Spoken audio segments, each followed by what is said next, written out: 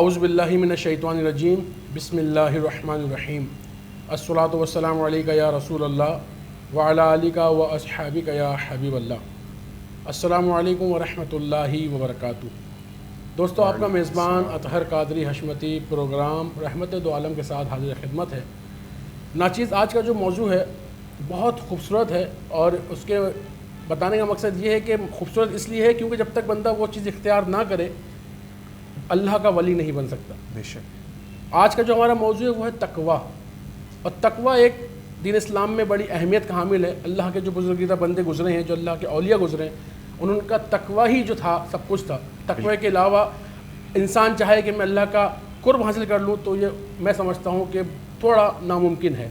تو ناظرین، آج اسی لیے اسی ٹاپک پر گفتگو کرنے کے لیے آج الحمدللہ ہمارے ساتھ جو شخصیت موجود ہے آپ دیکھ رہے ہیں، اور میں آپ کا تذکرہ یوں کرتا چلوں کہ آپ جامعہ سلیم کے پروفیسر ہیں، ورک شاپ ٹرینر ہیں، اور آپ جو ہے وہ ورک شاپ ٹریننگ دلاتے ہیں لوگوں کو، جو آپ کے جو فارغ التحصیل لوگ شاگرد ہیں یا جو طالب علم ہیں ان کو ورک شاپ کی ٹریننگ دیتے ہیں۔ اور ساتھ ساتھ اس کے میں آپ کو بتا چلوں کہ آپ ایک بہت اچھے انسان بھی ہیں۔ آپ کا سکھانے کا جو ایک طریقہ کار ہے وہ بڑا ایک مخلصانہ ہے، دوستانہ ہے، تو اس لیے آپ کے جو شاگرد ہیں آپ سے بہت محبت بھی کرتے ہیں۔ ناظرین، میں آپ کا تعارف ان سے کراتا ہوں۔ میں خوش آمدید کہتا ہوں آپ کو کہ آپ تشریف لائے، اور چونکہ آپ کی مصروفیت اتنی زیادہ ہے اس کے باوجود آپ تشریف لائے، آپ کا بہت شکر گزار، آپ کو خوش آمدید کہتے ہیں۔ السلام علیکم حضرت۔ وعلیکم السلام ورحمۃ اللہ۔ کیسے مزاج آپ کی خیریت سے ہیں؟ الحمدللہ میں خیریت سے ہوں، آپ کیسے ہیں؟ الحمدللہ رب العالمین علی کل حال۔ آپ کی محبتوں کا، شفقتوں کا بہت شکر گزار ہوں، جزاک اللہ مجھے خیرہ فرمائے۔ ناظرین، ساتھ ساتھ ہمارے جو آپ دیکھ رہے ہیں ہمارے الٹے ہاتھ پر عالمی شہرت یافتہ شناخواں جناب محترم راؤ علی حسنین صاحب موجود ہیں الحمدللہ، اور ان کا بھی تذکرہ میں اس لیے کروں گا کیونکہ اللہ رب العزت نے آپ کو بہت کم وقت میں بہت عزتوں سے نوازا ہے۔ آپ کا بھی شکریہ۔ السلام علیکم۔ وعلیکم السلام۔ کیسے ہیں آپ؟ ٹھیک ہیں ماشاء اللہ۔ ناظرین، جیسے میں نے آپ سے عرض کی کہ ہمارے علامہ صاحب علامہ محبوب حسین قادری صاحب تشریف فرما ہیں، تو یقیناً ہم ان سے سوال کی طرف چلتے ہیں، اور پھر اس کے بعد ہم نعت رسول مقبول بھی سنیں گے۔ تو علامہ صاحب یہ ارشاد فرمائیے کہ تقوی کے معنی کیا ہیں، اور مطلب تقوی کہتے کس کو ہیں؟ الحمدللہ رب العالمین والصلاة والسلام علی رسولہ النبی الکریم، اما بعد فاعوذ باللہ من الشیطان الرجیم، بسم اللہ الرحمن الرحیم۔ سب سے پہلے میں اللہ تبارک و تعالیٰ کا شکر ادا کرتا ہوں کہ اللہ تبارک و تعالیٰ نے ہمیں اپنے محبوب ہمارے پیارے آقا جناب محمد مصطفیٰ صلی اللہ تعالیٰ علیہ وسلم کا امتی بنایا، اور اللہ تبارک و تعالیٰ کا ہم پر یہ بھی ایک بہت بڑا احسان ہے کہ اللہ تبارک و تعالیٰ نے ہمیں اپنے ان لوگوں کے ساتھ نسبت عطا فرمائی کہ جن لوگوں کو یہ شرف حاصل ہوا، جن لوگوں نے تقوی کو حاصل کیا۔ بے شک۔ اور اللہ تبارک و تعالیٰ کا شکر ہے کہ اللہ تبارک و تعالیٰ نے ان لوگوں کے ساتھ ہماری نسبت بنائی، اور ان لوگوں کے ساتھ کہہ لیں ہمارا ایک تعلق بنایا۔ اب جب ہمارا ان کے ساتھ تعلق بن گیا تو اب ادھر ایک کیفیت یہ آتی ہے اطہر بھائی کہ جب تعلق کسی ایسے بندے کے ساتھ ہو جائے جو اس چیز سے گزر چکا ہو، تو وہ جس اچھے انداز سے وہ بیان کر سکتا ہے شاید اس سے بہتر انداز سے وہ نہ بیان کر سکے جو اس چیز سے گزر چکا ہے۔ تو یہ بزرگان دین یا اولیاء اللہ، اور بالخصوص حضور علیہ الصلوۃ والسلام اور آپ کے صحابہ کرام، آپ کے تقوی کا اگر ہم عالم دیکھیں تو آپ کی نسبت سے ہمیں، اور حضور علیہ الصلوۃ والسلام کی تعلیم، حضور علیہ الصلوۃ والسلام نے جس طرح تربیت فرمائی صحابہ کرام کی، اور پھر صحابہ کرام کے جو فیضان پھوٹتے ہیں تو ہمیں تقوی کی ایک بڑی کہہ لیں کہ ایک کیفیات نظر آتی ہے، اور پھر جب ہم ان سے ایک رشتہ، ایک تعلق کرتے ہیں تو پھر ہمیں واقعیتاً سمجھ آتا ہے، کیونکہ وہ لوگ اس تقوی سے گزر چکے ہیں تو پھر ہمیں پتہ لگتا ہے تقوی ہے کیا۔ تو بہرحال تقوی کے جو لغوی معنی ہمیں لغت کے اندر ملتے ہیں وہ ملتے ہیں کسی چیز سے ڈرنا، بچنا، رک جانا۔ یعنی آپ دیکھیں اگر صحابہ کرام علیہم الرضوان کی سیرت میں کہ حضور علیہ الصلوۃ والسلام نے اگر ایک چیز سے منع کرنے کا حکم فرما دیا تو بس وہ رک گئے، انہوں نے وہ کام کو دوبارہ ہاتھ تک نہیں لگایا۔ اسی طرح اصطلاح شریعت میں، یہ تو ہم نے ایک لغت کی بات کر لی کیونکہ تقوی عربی زبان کا لفظ ہے، اور ادھر میں ایک اور بات ناظرین کو بتاتا چلوں کہ اطہر بھائی عربی زبان ایک ایسی زبان ہے کہ اس میں اتنی گہرائی ہے کہ ایک ایک لفظ کے کئی معنی نکلتے ہیں۔ تو اسی طرح میں بتاتا چلوں کہ شریعت تقوی سے کیا مراد لیتی ہے۔ شریعت تقوی سے مراد یہ لیتی ہے کہ اللہ تبارک و تعالیٰ نے جن چیزوں کو حلال کیا ان کو حلال جاننا، اور جن چیزوں کو حرام کیا ان کو حرام جاننا، یہ تقوی ہے۔ بے شک بے شک۔ اگر اس کو بالکل آسان لفظوں میں لے لیں تو یہ تقوی کی میں نے آپ کو ایک اصطلاح شریعت میں تقوی کی مثال بیان کر دی۔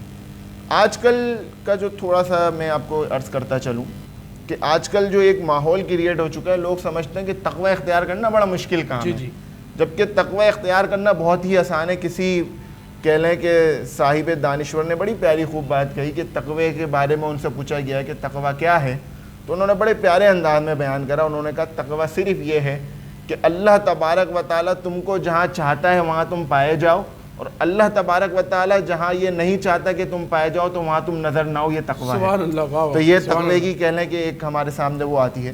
اسی طرح اگر ہم اس تقوی کے مفہوم کو اور زیادہ اچھے اور بہتر انداز میں سمجھنا چاہیں تو ایک صحابی رسول گزرے ہیں، کعب بن احبار۔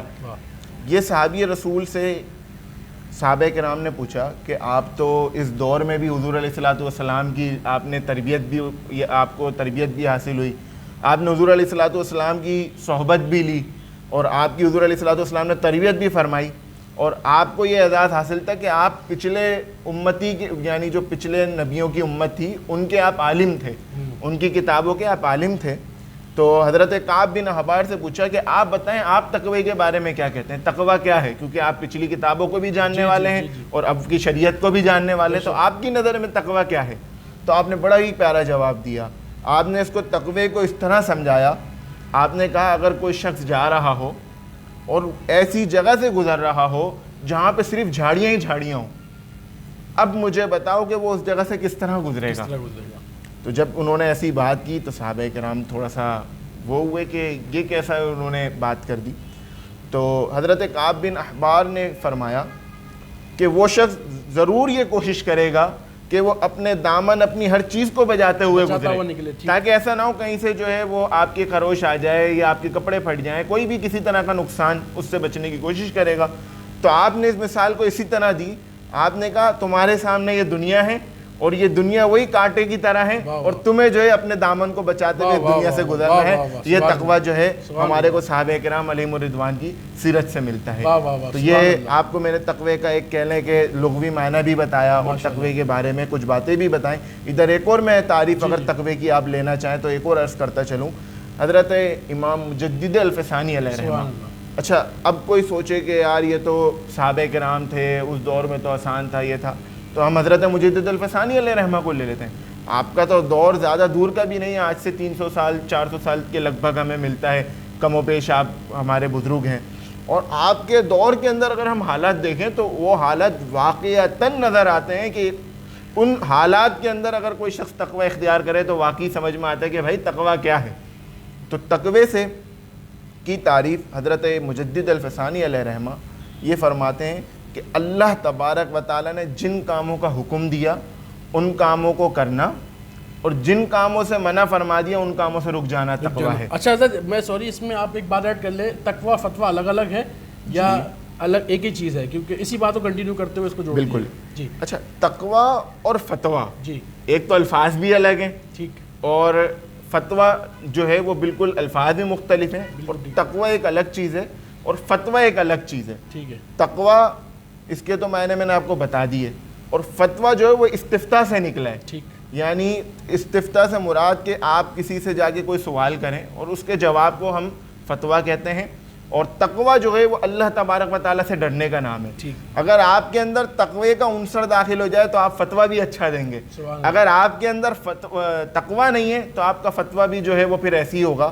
ہم بزرگان دینوں کی زندگیوں میں دیکھیں اور آج کے دور حاضر کے اندر دیکھیں، اگر اس تقوی کو اور فتوے کو، تو ہمیں واضح طور پر، ناظرین کو میں ادھر یہ بات بتانا چلوں کہ ہمیں واضح طور پر اس کی ایک بہت بہترین ہمارے سامنے ایک وہ وعید کہہ لیں، ایک مثال کہہ لیں، ہمیں نظر آتی ہے، ایک نظیر نظر آتی ہے۔ وہ یہ ہے کہ آج کل ہم دیکھیں کسی شخص کو اپنے معیار کے مطابق فتوے چاہیے ہوتے ہیں، اور وہ کسی بھی عالم کے پاس جا کے وہ فتویٰ حاصل بھی کر لیتا ہے۔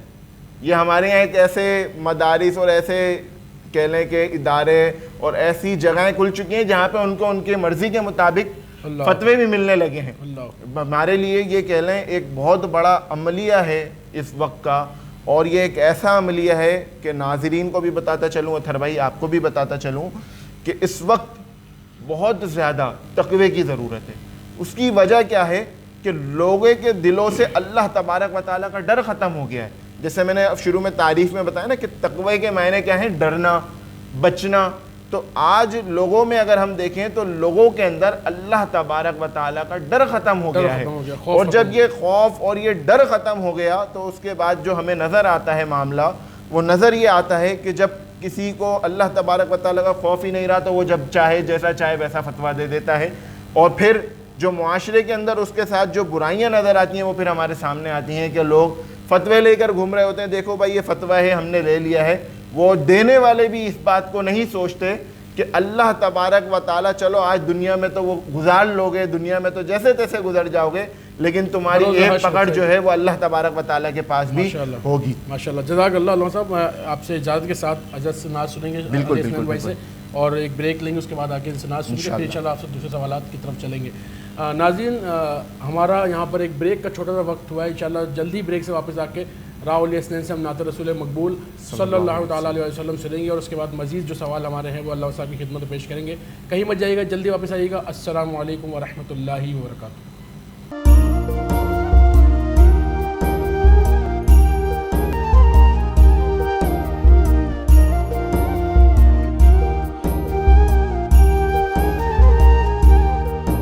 ویلکم بیک ناظرین، خوش آمدید۔ جیسا کہ میں نے آپ سے عرض کیا تھا کہ بریک کے بعد آ کر راؤل حسین سے نعت سنیں گے، چلتے راؤل حسین کی طرف۔ السلام علیکم راؤل حسین۔ وعلیکم السلام۔ تو کیا سنا رہے ہیں آپ ہمیں؟ آپ کا بہت پیارا کلام، وہ میرا نبی ہے، وہ کلام اشراف کو سبحان اللہ، صلی اللہ علیہ نبی الامی والہ صلی اللہ علیہ وسلم، صلاۃ و سلام علیک سیدی یا رسول اللہ وعلی آلہ وصحبہ یا حبیب اللہ۔ ہر ابتدا سے پہلے، ہر انتہا کے بعد، ذات نبی بلند ہے ذات خدا کے بعد، اور دنیا میں احترام کے قابل ہیں جتنے لوگ، میں ان سب کو مانتا ہوں مگر مصطفیٰ کے بعد، کیونکہ وہ جس کے لیے محفل کونین سجی ہے، فردوس بنی جس کے وسیلے سے بنی گئے، وہ جس کے لیے محفل کونین سجی ہے، فردوس بنی جس کے وسیلے سے بنی گئے، وہ ہاشمی، وہ ہاشمی مکی مدنی العربی ہے، وہ میرا نبی میرا نبی میرا نبی ہے، وہ میرا نبی میرا نبی میرا نبی ہے، وہ میرا نبی ہے، وہ میرا نبی ہے، وہ میرا نبی ہے، وہ میرا نبی ہے۔ احمد ہے محمد ہے وہی ختم رسول ہے، مخدوم مربی ہے وہی والی کل ہے، احمد ہے محمد ہے وہی ختم رسول ہے، مخدوم مربی ہے وہی والی کل ہے، اور اس پر کی نظر، اس پر کی نظر سارے زمانے کی لگی ہے، وہ میرا نبی میرا نبی میرا نبی ہے، وہ میرا نبی میرا نبی میرا نبی ہے، صبا ان کی نوری، ان کے نوری، دغن ان کا نوری، بدن ان کا نورے، اور یہ خاکی بنائیں گے کیا ان کے خاکے، محمد ہمارے بڑے شان والے محمد ہمارے بڑے شان والے وہ نبیوں میں رحمت لقب پانے والے محمد ہمارے بڑے شان والے محمد ہمارے بڑے شان والے اللہ کا فرمان لم نشرح لک صدرک منسوب ہے جس سے ورفعنا لک ذکرک اللہ کا فرمان لم نشرح لک صدرک منسوب ہے جس سے ورفعنا لک ذکرک جس ذات کا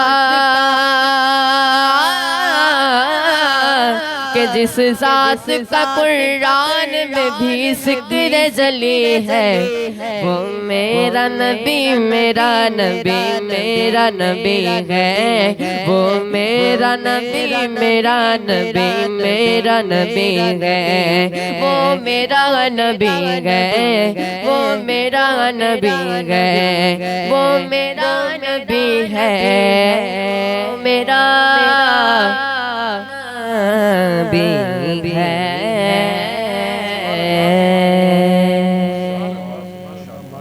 ماشاء اللہ جزاک اللہ علیہ وسلم، اللہ کو جزاک خیر عطا فرمائے۔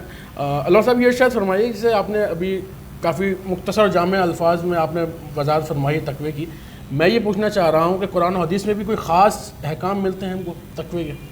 اللہ تبارک و تعالیٰ قرآن مجید میں کئی سارے مقامات پر تقوی کے حوالے سے ارشاد فرماتا ہے، اور خاص طور پر اللہ تبارک و تعالیٰ نے ارشاد فرمایا یا ایھا الذین آمنوا اتقوا اللہ وقولوا قولا سدیدا۔ اسی طرح اللہ تبارک و تعالیٰ نے بہت سارے مقامات پہ تقوی کے حوالے سے فرمایا، ایک اور مقام پر فرمایا یا ایھا الذین آمنوا حق تقاتہ ولا تموتن الا وانتم مسلمون۔ اسی طرح اللہ تبارک و تعالیٰ نے ایک اور مقام پہ تقوی کے حوالے سے ارشاد فرمایا ان اکرمکم عند اللہ اتقاکم، اور کئی سارے اور بھی مقامات پہ اللہ تبارک و تعالیٰ نے قرآن مجید کے اندر جو ہے وہ تقوی کے حوالے سے وقتاً فوقتاً جو ہے وہ اس وقت کے دور کے حساب سے جو ہے وہ صحابہ کرام اور اس لوگوں کی تربیت کے حوالے سے تقوی کا وقتاً فوقتاً حضور علیہ الصلوۃ والسلام پر آیت مبارکہ نازل ہوتی رہی۔ اچھا، ابھی جو میں نے آپ کے سامنے تقوی کے حوالے سے ارشاد فرمایا کہ اللہ تبارک و تعالیٰ نے قرآن مجید میں اور کئی سارے مقامات پر اس طرح خطاب فرمایا لوگوں سے کہ یا ایھا الذین آمنوا اتقوا اللہ، بے شک اگر تم اللہ پر ایمان لاتے ہو تو اب تم پر لازم ہو گیا ہے کہ تم اللہ سے ڈرو، اب تم پر لازم ہو گیا ہے کہ اب تم اللہ سے ڈرو۔ اچھا، ادھر میں آپ کو ایک بڑا پیارا واقعہ بھی سناتا چلوں کہ میں نے آگے آپ سے کہا نا وقولوا قولا سدیدا، اور یہ آیت مبارکہ ہمارے یہاں بعض مقامات پر اور بعض دفعہ پڑھی بھی جاتی ہے، لیکن ہمیں پتہ نہیں ہوتا کہ یہاں پر باقاعدہ کہا جا رہا ہے کہ اللہ سے ڈرو اور سیدھی بات کہو، قولا سدیدا، سیدھی بات کہو۔ اسی طرح اللہ تبارک و تعالیٰ نے ایک اور ہمیں جو ہے معیار دیا، پیمانہ دیا، وہ کیا؟ اگر اللہ کے نزدیک ہونا ہے تو بھی تقوی ہی ہے، بے شک، یعنی اللہ تبارک و تعالیٰ کے قریب آنا ہے تو بھی تقوی ہے۔ وہ کس طرح؟ ان اکرمکم عند اللہ اتقاکم، کہ اللہ کے نزدیک جو سب سے زیادہ پسندیدہ لوگ ہیں وہی تقوی والے ہیں، یعنی اللہ کے قریب بھی ہونا ہے، اگر اللہ تبارک و تعالیٰ کا فیض بھی حاصل کرنا ہے تو آپ کو تقوی ہی اختیار کرنا پڑے گا۔ اور اسی طرح جس طرح میں نے آپ کو بیان کیا کہ تقوی کے ایک معنی ڈرنا بچنا، تو آپ دیکھیں صحابہ کرام علیہم الرضوان وہ تو اللہ تبارک و تعالیٰ سے تو ڈرا ہی ڈرا کرتے تھے، لیکن اللہ کے نبی سے بھی ڈرا کرتے تھے۔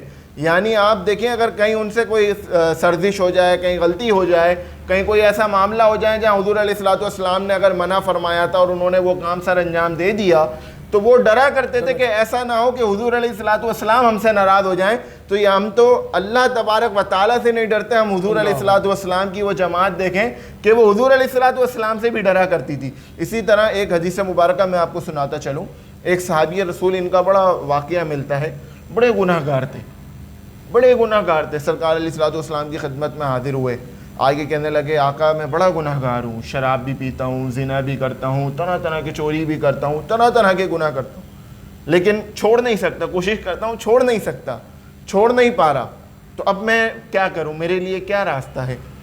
تو حضور علیہ الصلوۃ والسلام نے کہا ایک عمل دوں, کرو گے؟ کہا صرف ایک پر ہی کروں گا, اس کے علاوہ کسی پر نہیں کروں گا. یعنی آپ کوئی سا بھی ایک عمل بتا دیں وہ میں اختیار کر لوں گا, باقی میرے لیے فی الوقت چھوڑنا بڑا ناممکن ہو جائے گا. سرکار نے کہا ٹھیک ہے, تو پھر تم یہ کرو کہ حضور علیہ الصلوۃ والسلام نے فرمایا تم صرف سچ کہنا شروع کر دو. سبحان اللہ, واہ. یعنی آپ دیکھیں اللہ تبارک و تعالیٰ قرآن مجید میں گویا کہ سیدھی بات کہنے کا جو حکم دے رہا ہے, یہاں حضور علیہ الصلوۃ والسلام اس کی مثال سمجھا رہے ہیں کہ آپ دیکھیں کہ اگر سچ بات حضور اللہ تبارک و تعالیٰ جو حکم دے رہا ہے اس کے فائدے کیا کیا ہیں, اس کو اس طرح سمجھیں کہ سرکار علیہ الصلوۃ والسلام نے کہا اب جو ہے تم صرف سچ کہنا شروع کر دو, اور میں تمہیں کسی کام کی وہ جو ہے تاکید نہیں کرتا کہ تم نے یہ کام کرنے ہیں. تو وہ صحابہ کرام چلے گئے. اب رات کو ان کا دل کرا اب میں چوری کرنے کے لیے جاؤں. وہ صحابی جو ہیں وہ رات میں چوری کرنے کے لیے اپنا ارادہ بنا رہے. دل میں ایک خیال پیدا ہوا, کل اگر صحابہ کی نشست کے اندر سرکار نے پوچھ لیا تم نے رات کو چوری کی تھی, اب تو وعدہ کر چکا ہوں, جھوٹ تو بولنا نہیں ہے, وعدہ ہو چکا ہے نا بھائی, جھوٹ تو کہنا ہی نہیں ہے, تو اب تم نے تو صرف سچ کہنا ہے, تو میں تو سب کے سامنے شرمندہ ہو جاؤں گا. اب جو ہے وہ چوری کا ارادہ کینسل ہو گیا. اسی طرح وہ کسی اور غلط کام کا ارادہ کرنے لگے. دل میں خیال آیا, سرکار نے سب کے سامنے پوچھ لیا کیا تم نے یہ کرا ہے, کہ اب تو اب سچ بولنا ہے, جھوٹ کا تو وعدہ ہو چکا ہے. اچھا وہ لوگوں کے اندر ایک خاص عادت یہ تھی کہ وہ لوگ اپنے وعدوں کے معاہدے کے بڑے پکے ہوتے تھے. اگر معاہدہ کر لیا تو اب جان بھی چلے جائے معاہدہ پورا نبھاتے تھے. ان کی ایک خاصیت یہ ہوتی تھی, تو اب تو وعدہ کر لیا, اب تو وعدہ پورا کرنا ہے.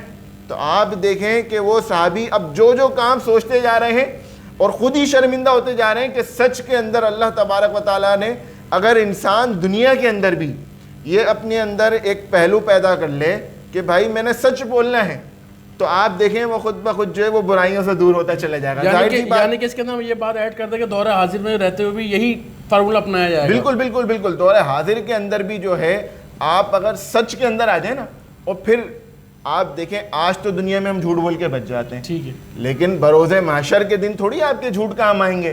بروز محشر کے دن تو جو آپ نے گناہ کیے ہیں وہ تو آپ نے ایکسیپٹ ہی کرنے, بھائی میں نے کرے ہیں. ادھر تو آپ کی کوئی گواہی کوئی چیزیں آپ جھوٹ تو ادھر پروف ہی نہیں کر پائیں گے نا, ادھر تو ہے ہی سچ. اور اللہ تبارک و تعالیٰ, کیونکہ ظاہر سی بات ہے تقوی کے اندر ہمیں حکم یہی مل رہا ہے کہ اللہ تبارک و تعالیٰ سے ڈرو. تو جب آپ کی عادت دنیا میں جھوٹ پڑھنے کی ہوگی تو آپ کے نامہ اعمال میں گناہ بڑھتے جا رہے ہیں. تو آپ سوچیں محشر کے دن. اچھا آپ ادھر ایک اور چیز بھی سمجھیں نا کہ آپ دیکھیں ایک جھوٹ کے پیچھے وہ کہاوت ہے ہمارے یہاں بڑی مشہور کہ ایک جھوٹ کے پیچھے 100 جھوٹ بولنے پڑتے ہیں. تو آپ اب دیکھیں کہ اگر انسان سچ کی طرف آ جائے تو بہت سارے گناہوں سے بچتا چلا جاتا ہے, اور پھر اس کے اندر ایک شرمندگی کا عنصر پیدا ہوتا ہے کہ یار اگر پوچھ لیا, اگر میں سچ بولتا ہوں اور میں سچ بولوں گا تو 10 لوگوں کے سامنے شرمندہ ہو جاؤں گا. تو پھر جب اس کے دل میں یہ سچ کا عنصر پیدا ہو جائے گا تو وہ محشر کے دن بھی گھبرائے گا کہ سرکار کے سامنے اگر ہم سے پوچھ لیا گیا اور اللہ تبارک و تعالیٰ نے اگر ہم سے پوچھ لیا میں کیا جواب دوں گا. تو انسان جب سچ کی راہ کی طرف آتا ہے تو وہ خود بخود کہہ لیں کہ ایک بہت سارے تقوی کے جو ہیں وہ درجات ہیں, یا کہہ لیں کہ بہت ساری چیزیں ہیں جن کے ذریعے انسان کے اندر تقوی پیدا ہوتا ہے. تو میں یہ سمجھا ہوں کہ سچ کے ذریعے بھی جو ہے انسان کے اندر تقوی پیدا ہوتا ہے. بالکل صحیح بات ہے. چونکہ علامہ صاحب ہمارا اس پروگرام کا جو وقت ہے وہ تھوڑا مختصر ہے. بالکل بالکل. اور یقیناً آپ جو گفتگو فرما رہے ہیں اس میں ایک سحر ہے اور ایک بالکل چاشنی میں سمجھتا ہوں مجھے محسوس ہو رہی ہے.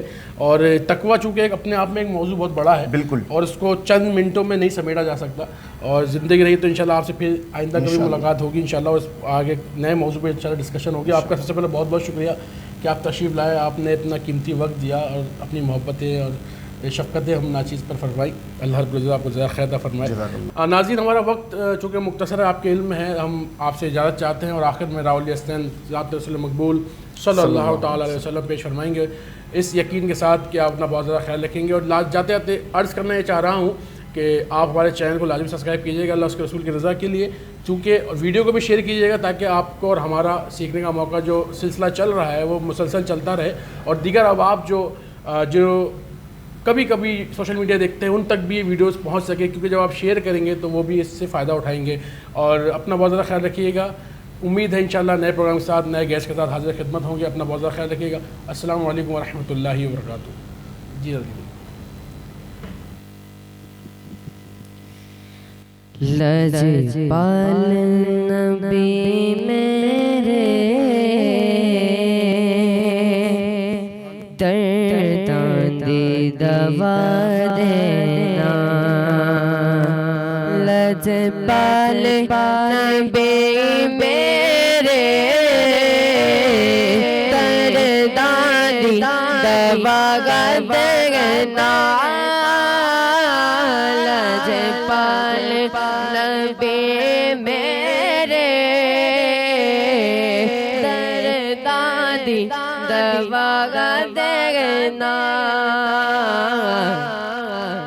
جدوں وقت نظر آئے